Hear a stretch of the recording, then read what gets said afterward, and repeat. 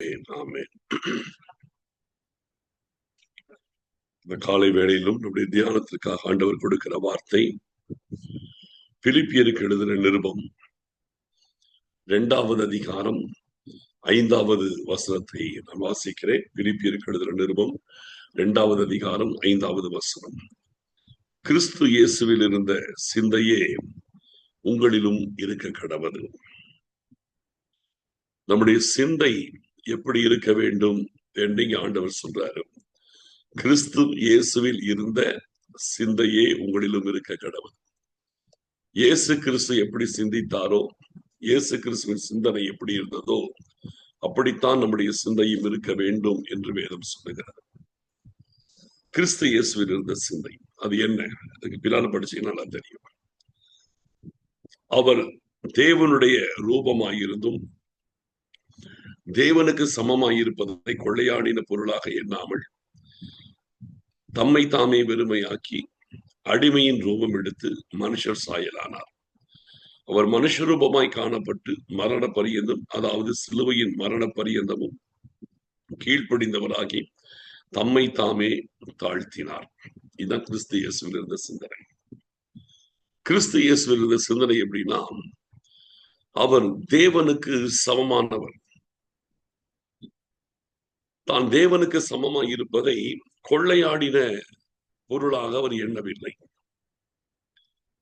அடிமையின் ரூபம் எடுத்தார், மனுஷர் சாயலானார். அந்த மனுஷர் சாயலிலே மரண பரியந்தம், அதாவது சிலுவையிலே மரிக்கிற அந்த மரண பரியந்தமும் பிதாவாகி தேவனுக்கு கீழ்ப்படிந்து தம்மை தாமே அவர் தாழ்த்தினார்.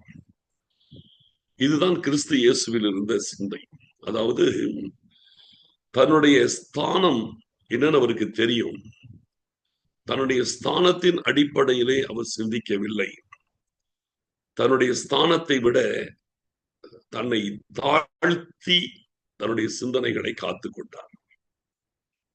இன்னைக்கு 3 விதமான சிந்தனை மனுஷனுக்குள்ள இருக்கும். 3 சிந்தனைகள். ஒண்ணு, தங்களை விட மேலாக நினைக்கிறவர்கள். அதாவது வேதத்தின்படி சொல்ல போனா எண்ண வேண்டியதற்கு மிஞ்சி எண்ணுகிறவர்கள். தங்களுடைய நிலை ஒண்ணு இருக்கும், அதுக்கு மேல யோசிப்பாங்க. புரிதலா? இருக்கிற நிலைமையை விட மேல பெருசா தங்களை நினைச்சிட்டு இருப்பாங்க. இது ஒரு வகை. இன்னொன்று, இருக்கிற நிலைமையில கரெக்டா யோசிப்பாங்க. தான் யாரோ கரெக்டா அப்படி யோசிப்பாங்க. சிலது 3வது இருக்குது, தன்னுடைய ஸ்தானம் எவ்வளவு மேலாய் இருந்தாலும் அதை விட தன்னை தாழ்த்தி தன்னுடைய ஸ்தானத்தை ஒரு பெருமையாய் நினைக்காமல் இன்னும் தாழ்த்தி அதை விட குறைந்த ஒரு நிலையில தன்னை காத்துக் கொள்வார்கள். அதான் கிறிஸ்து இயேசுவின் சிந்தை. அவர் தேவனுக்கு சமமானவர். தேவனுக்கு சமமாய் இருப்பதை கொள்ளையாடின பொருளாக எண்ணாமல் அடிமையின் ரூபம் எடுத்தார், மனுஷர் சாயலானார். அவர் மனிதனாய் வந்ததே தன்னை தாழ்த்தி வந்தார். அவர் தெய்வம், ஆனால் மனித ரூபம் எடுத்ததே அவர் தன்னை தாழ்த்தி வந்தார். மனித ரூபத்தில் இருந்தால் பரவாயில்ல, அதை விட அவர் சிலுவைக்கு போகிறதற்கு முன்பாய், சிலுவையின் மரண பரியந்தம் போட்டிருக்கு, சிலுவைக்கு செல்வதற்கு முந்தின சாயங்கால வேளையில் அடிமையின் ரூபம் எடுத்தார். அடிமையின் ரூபம்னா என்ன? அந்த பஸ்கா ஆசரிக்கிற அந்த நேரத்திலே திடீரென்று யாரும் எதிர்பார்க்காத ஒரு வேலையை ஆண்டவர் செய்கிறார். ஒரு பாத்திரத்துல தண்ணீர் எடுத்து கொண்டு வருகிறார். ஒரு துணியை எடுத்து தன் அறையிலே கட்டி கொள்ளுகிறார். நேரம் வர சீஷர்கள் ஒவ்வொருடைய கால்களை கழுவுறாரு. கழுவி அந்த துணியினாலே ஒவ்வொருத்தருடைய பாதங்களை துடைக்கிறார். பேதுரு அலண்டுட்டான், பயந்துட்டான். என்ன ஆண்டவர் இப்படி பண்றாரு? ஆண்டவரே, நீருடைய கால்களை கழுவ கூடாது. நான் ஆண்டவர் சொல்றாரு, இல்ல, நான் உன்னுடைய காலை கழுவணும், இல்லைன்னா எனக்கு உனக்கும் பங்கு இல்லாம போயிடும், உனக்கு என்னிடத்துல பங்கு இல்லாம போயிடும். அவனுடைய காலையும் கழுவினார், எல்லாருடைய கால்களையும் கழுவினார். ஏன் யூதாசுடைய காலை கூட கழுவினார். அங்க யூதாஸ் தான் இருந்தான். யூதாசுடைய காலையும் தான் கழுவினார், எல்லாருடைய காலையும் கழுவினார். இந்த காலை கழுவினார் எதுக்கு? இது அடிமையின் ரூபம். யூதர்கள் தங்கள் வீடுகளில் அடிமைகளை வச்சிருப்பாங்க. இந்த அடிமையுடைய வேலை என்னன்னா, எஜமானன் வெளியே போயிட்டு வந்தார்னா அவன் காலில் கழுவிக்க மாட்டார், நிப்பார், வந்து வாசல்ல நிப்பார். இந்த அடிமையானவன் தண்ணி எடுத்துட்டு போய் அவருடைய காலில் ஊத்தி கழுவி விட்டு அந்த பாதங்களை துணியால தொடச்சு அவனிடணும். அதுக்கு பிறகுதான் எஜமான வீட்டுக்கு அப்படி வருவார். இதுதான் அடிமை. அடிமையுடைய வேலை, எஜமான் வெளியில போயிட்டு வரும்போதெல்லாம் கவனமா பார்த்துட்டு தண்ணி எடுத்துட்டு போய் அவரை காலை கழுவி விட்டு அதை தொடச்சு விடணும். இந்த வேலையை தான் இயேசு கிறிஸ்து செய்தார். இயேசு கிறிஸ்து அடிமையின் ரூபம் எடுத்தார். அந்த இடத்துல இந்த காரியத்தை செய்யும்படி பிதா சொல்லிட்டாரு. நீ மனுஷர் சாயலான நல்லது, உன்னை தாழ்த்தின நல்லது. ஒரு வாலிபன் ஒரு நாள் அவரிடத்துல நல்ல போதகர் என்றான். உடனே கர்த்தர் ஸ்டாப் பண்ணார். நீ என்னை நல்லவர் என்று சொல்வானே. நல்லவர்னு சொல்றதுக்கான ஒரே தகுதி இயேசு கிறிஸ்துக்கு மட்டும்தான் உண்டு. அவன் கேட்கிறான், நீ நல்ல போதகரே, நித்திய ஜீவனை அடைவதற்கு நான் என்ன நன்மை செய்யணும்னு கேட்டான். அவன் கேட்டதுக்கு பதில் அவர் சொல்லல. முதல்ல அவனுக்கு கரெக்ட் பண்ற, நீ என்னை நல்லவன் என்று சொல்வானே, முதல்ல அவனை கரெக்ட் பண்ற. நீ நல்லவர் சொல்லக்கூடாது. தேவன் ஒருவர் தவிர நல்லவர் ஒருவரும் இல்லையே. பாருங்க, அவர் நல்லவர். அவரை மாதிரி நல்லவர் இந்த உலகத்துல யாருமே கிடையாது. இயேசு கிறிஸ்துவை போல நல்லவர் என்று மனித சரித்திரத்திலேயே, மனிதராய் பிறந்தவர்களிலேயே நல்லவர்னு சொல்றதுக்கு முதல் தகுதி இயேசு கிறிஸ்துக்கு மட்டும்தான் உண்டு.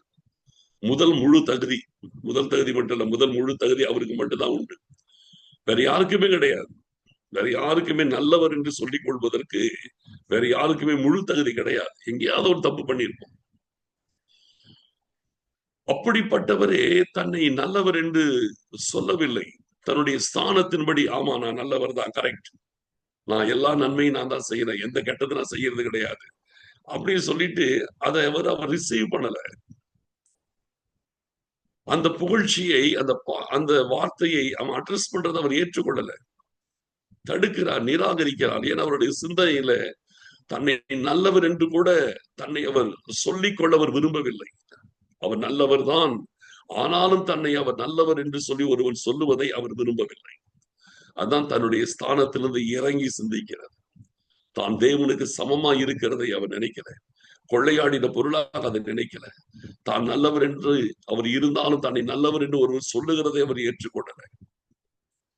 அடிமையின் ரூபம் எடுத்தார். கடைசியில அந்த லெவல்ல இருந்து அப்படியே போயிட்டே இருக்கிறார் கடைசி வரைக்கும். கடைசியில பிதா சிலுவைக்கு போறதுக்கு முன்னாடி சொல்லிட்டார், இன்னைக்கு நீ அடிமையின் ரூபம் எடுக்கணும். ஓகே பிதாவே, என்ன செய்யணும்? காலை கழுவணும். கரெக்ட், சரி செய்யறேன், காலை கழுவுறேன். என்ன பிதாவே, என்ன போய் காலெல்லாம் கழுவ சொல்றீரே? இல்ல, நீ கழுவணும்.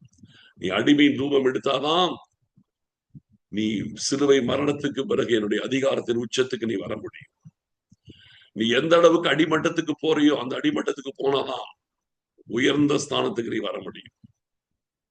நீ எவ்வளவுதான் கீழே போக முடியும்? இதுவரைக்கும் கீழே போயிருக்கிற, இப்ப இன்னும் அடிமட்டத்துக்கு அடிமையின் ரூபம் எடுத்தாச்சு. ஆதலால் தேவன் அவரை எல்லாவற்றுக்கும் மேலாக உயர்த்தி, வானோர், பூதலத்தோர், பூமியின் கீழானோர் யாவருடைய முடங்கால்களும் முடங்கும்படியாகவும், நாவுகள் யாவும் கர்த்தரை அறிக்கை செய்யும்படியாகவும் எல்லா நாமத்திற்கும் மேலான நாமத்தை அவருக்கு தந்தருளினார். எதுக்கு? அவர் தேவனுக்கு சமமாய் இருந்ததை தேவனுக்கு சமமாய் இருந்ததாக எண்ணவில்லை. மனுஷ ரூபம் எடுத்தார், கீழ்ப்படிந்தவராய் இருந்தார், தன்னை தானே தாழ்த்தினார், கடைசியில் உச்சகட்டமாக அடிமையின் ரூபம் எடுத்தார். இதெல்லாம் செஞ்சதுனாலே தேவன் அவர் எல்லாவற்றுக்கும் மேலாக உயர்த்தினார். இதுதான் தன்னை தான் தாழ்த்துகிறவன் எவனும் உயர்த்தப்படுவான். அவர் போதிச்சார், அவர் வாழ்க்கையில் அதை வாழ்ந்து காமிச்சார். இன்னைக்கு சொல்லுகிறேன், நமக்கென்று ஒரு ஸ்தானம் இருக்கிறது, நமக்கென்று ஒரு நிலை இருக்கிறது. அத அந்த ஸ்தானத்தை நாம் அப்படி நினைக்க கூடாது. புரியுதா?